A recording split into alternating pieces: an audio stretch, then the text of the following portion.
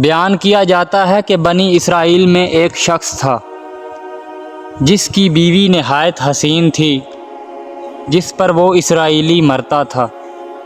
چنانچہ جب اس عورت کا انتقال ہو گیا تو اس اسرائیلی کو بڑا قلق ہوا۔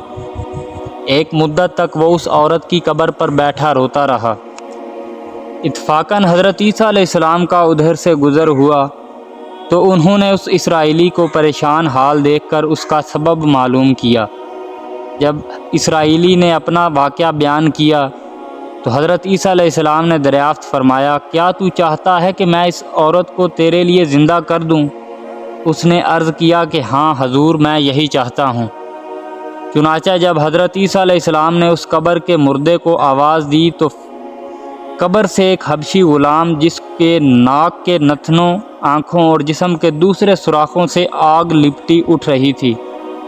حضرت عیسیٰ علیہ السلام کو دیکھتے ہی غلام نے کلمہ پڑھا۔